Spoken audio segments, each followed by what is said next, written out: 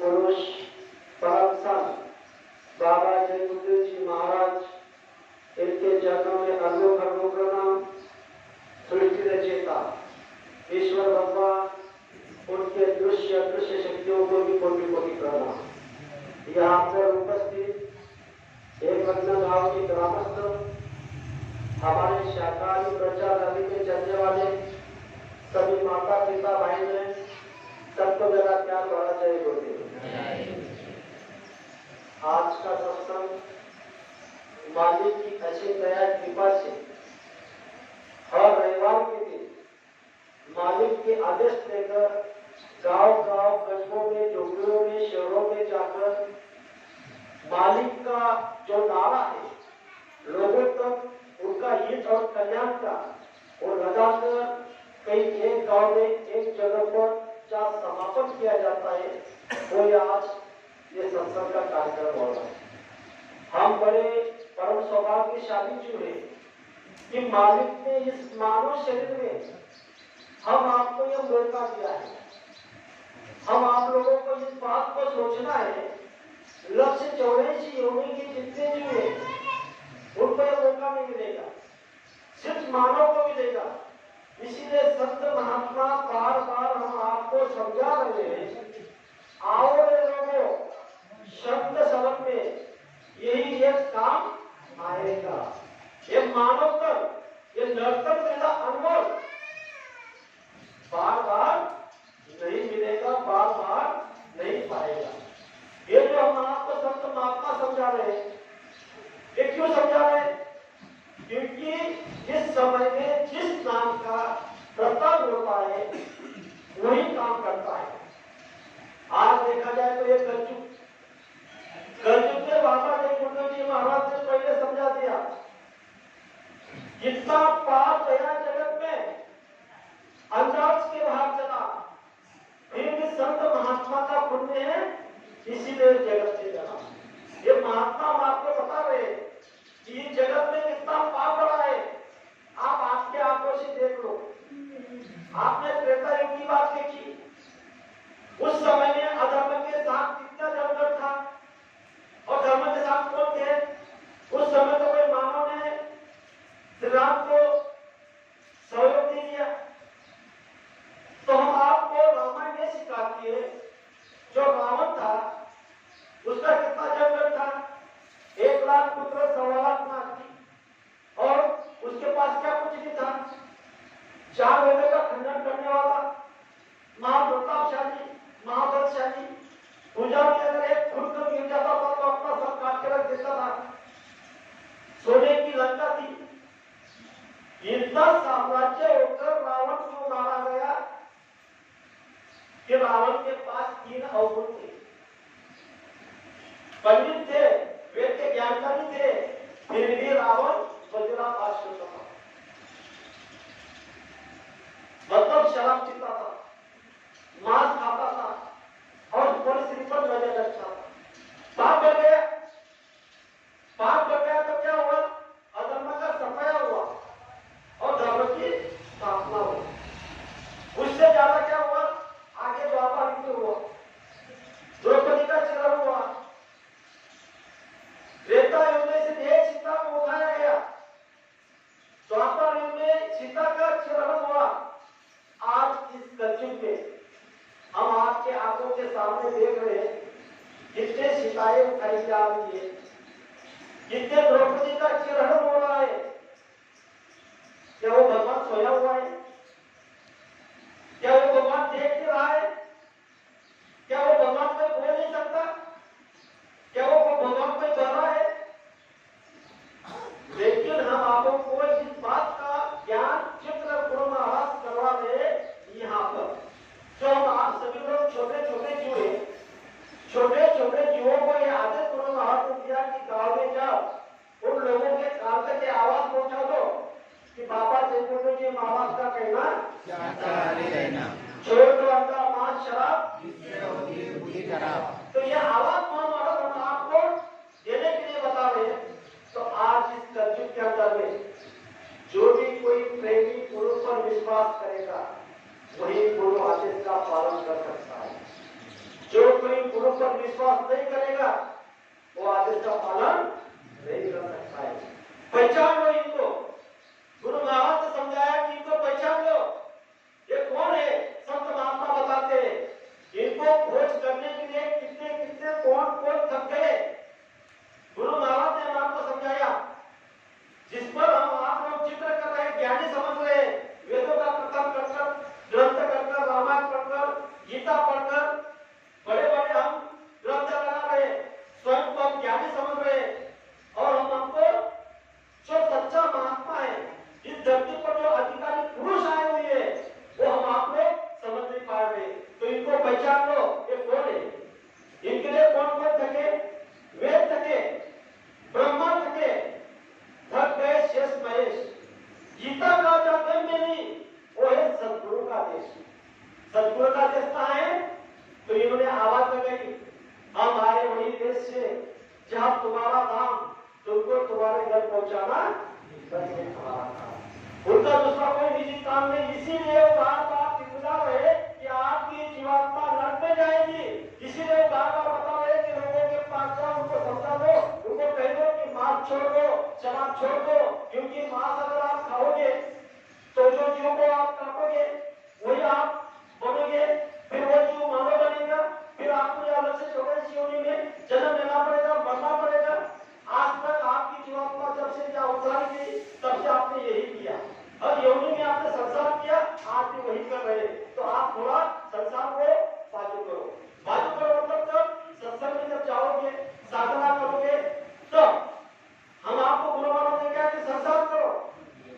दिन के 24 घंटे में से 22 घंटे हमको बाबा के गुरु जी महाराज ने कहा कि सत्संग में ये सिद्ध कराओ कि 22 घंटे को संसार का काम करना है, लेकिन 2 घंटे में हमको परमार्थ करना है। बाबा जी गुरु जी महाराज ने सदाचारी शाकाहारी पत्रिका में सबको ये बात बता दी। हमारा हमको 7 गुरु करने पड़ते। प्रथम गुरु कौन है, सबको पता है कि प्रथम गुरु है माता पिता। तो इसके बारे में मैं आपको बताना चाहता हूं। आज ये नवरात्रि चल रही है।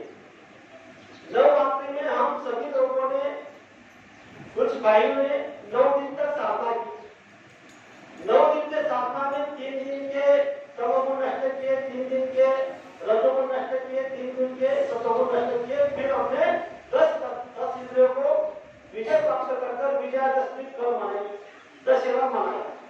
बात सही है। आज नवरात्रि जो हम आपको सब लोग देख रहे हैं कि संसार में नवरात्रि की दुर्गा देवी बिठाई गई। दुर्गा देवी का स्थान का है, मतलब हमारे शरीर में कब तक चल रहे वो आपका माँ शक्ति का स्थान है। 9 करोड़ दुर्गा उसको कहा गया है, और 9 करोड़ दुर्गा मतलब हमारी जो कुल स्वामी है, किसी की रेणुका, किसी की गोरखा, किसी की दुर्गा भवानी, किसी की सप्तश्री है, किसी की अम्बे माई, जो भी है उसका एक ही रूप है। लेकिन उनका बंटवारा जो हम आप लोगों ने कर दिया। चलो बात ठीक है, आगे को हमको समझाना है कि नवरात्रि में जो 9 दिन हम आप लोग देवी को मान रहे, दुर्गा को मान रहे, अच्छी बात है, लेकिन वो देवी कब खुश होगी। जो नवरात्रि की जो आपने जो अंबिका को दुर्गा को बिठाया है वो खुश कब होगी। इस पर संत महात्मा हमको समझा रहे, जिसने आपको जन्म दिया उस माँ को खुश रखो। क्या कहा है संत महात्मा, क्या कह रहे, जिस माँ ने आपको जन्म दिया उस माँ को खुश रखो, और नवरात्रि की माँ अपने आप खुश हो जाएगी। तो इस बात को आपको सोचना है। आज के दिन जिस सत्संग को ये लेकर जाना है, तो प्रथम गुरु माता पिता है। तो जो माँ ने हमारे लिए क्या किया, अरे जिस माँ ने हमको जन्म दिया, 9 महीने 9 दिन तक उसने अपने पेट से उसको पाला, उसने हमारे लिए कितनी तकलीफ सहन की, कितनी यातना सहन की। अरे जिस माँ जब बच्चे को जन्म देती है, उसको समझाना और उसको संसार को बताना बहुत मुश्किल होती है। चलो 9 महीने 9 दिन के बाद में हम इस संसार में आए, किसके वजह से आए, हमारे माता पिता की वजह से, क्योंकि वो 8 मास के पुत्र जो उन्होंने हमको दिया हुआ है। फिर गुरु महाराज ने कहा कि वो जो माता ने आपको जन्म दिया, वो माता क्या करती मालूम है, अरे आपको जब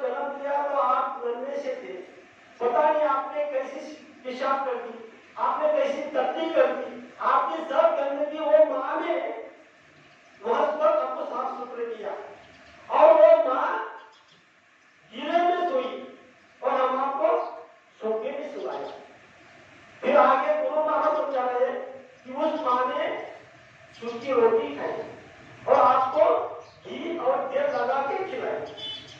फिर आगे गुरुमाता समझा रहे हैं कि उस माँ ने जब आपको सब्जी बनाई थी, सब्जी बनाते समय तेल वाली ऊपर की सब्जी आपको खिलाई और वो नीचे की सब्जी उसने खाई और उसने पता नहीं कितनी मेहनत की, दुख संकट तकलीफ मुसीबत में दिन को दिन कहा, रात को रात ने कहा, हर समय अपने बच्चे का पूरा पूरा समय ख्याल रखा।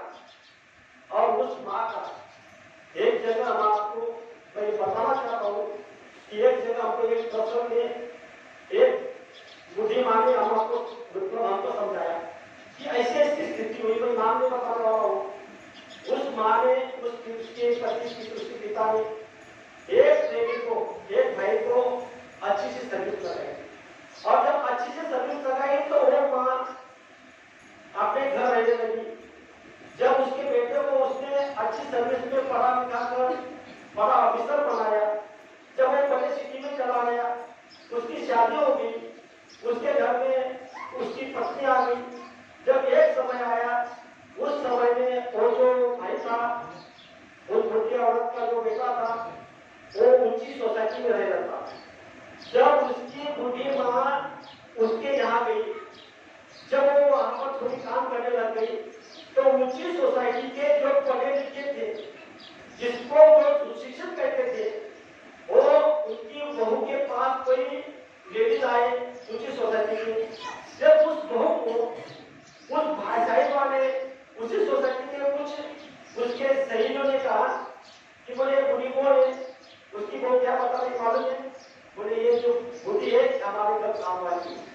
क्या बताया कि ये बुढ़ी माँ हमारे घर काम वाली है। ठीक है, वो दूसरी कुल की थी, उसने बता दी कि भाई ये काम वाली, लेकिन जब उसके सामने उसका बेटा आया, जब बेटे को दूसरे उसके सहेलियों की पत्नी ने पूछा कि ये बुढ़ी कौन है, उसके बेटे ने क्या कहा कि हमारे घर काम वाली है। अरे जिसने जन्म दिया, जिसने दुख संकट तकलीफ मुसीबत में तुझको पाला, जिसने काम कष्ट किया और उसको क्या कर दिया? काम वाली कर दी। अब मुझे बताओ, आप सोचो कि उसकी मां पर क्या बीती होगी, उसके अंदर में कितनी बीती होगी, इस बात को तो सोचो। इसीलिए बाबा जयगुरु जी महाराज ने शाकाहारी पत्रिका में पंचतत्व में सभी मानव जाति को कहा है, सब्सिडी को नहीं, सभी मानव जाति को कहा है कि आप आपके माता पिता की सेवा करो। बाबा जी ने खुद स्वयं कहा कि अगर मेरे माता पिता इस समय में हमारे सामने होते तो मैं उन माता पिता की कैसी सेवा की जाती है मैं पूरी दुनिया को दिखा देता। बताओ, तो ये बात तो सत्संग में जाकर हमको पहले ये सीखना है। प्रथम गुरु क्या करता है, सेकंड गुरु क्या करता है, थर्ड क्या करता है, फोर्थ क्या करता है, फाइव क्या करता है, सिक्स क्या करता है, और सेवन गुरु जो होता है, जहाँ से जीवात्मा आई है वहां तक पहुंचाने वाले, यहाँ पर बाबा जयगुरु जी महाराज आए हुए। इसीलिए इन्होंने आवाज लगाई। आज तक किसी महात्मा ने धरती पर जो आवाज लगाई, वो आवाज इन्होंने लगाई कि हम आए वही देश से जहाँ तुम्हारा काम तुमको तुम्हारे घर पहुंचाना बस हमारा। दूसरी बात, 9 दिन तक यहाँ पर पता नहीं कुछ भाइयों ने 9 दिन तक साधना की, 10वें दिन को समापन किया। मैं उन सबको मैं प्रणाम करना चाहता हूँ।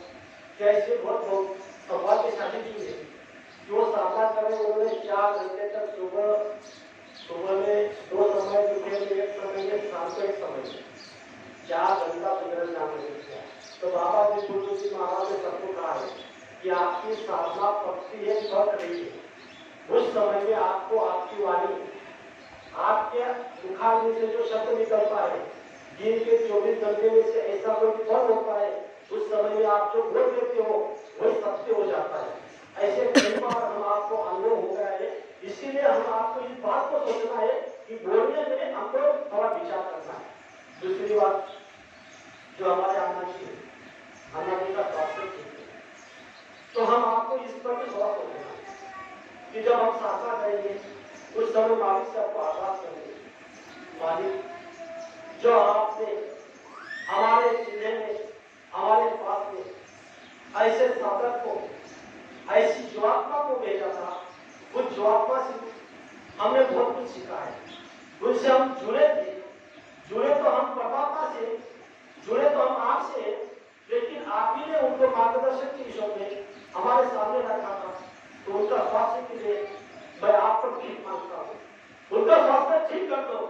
जब उनका स्वास्थ्य आप ठीक कर दोगे तो हमारी संगत हरी भरी रहेगी, जितना भी हो सके उतना भी।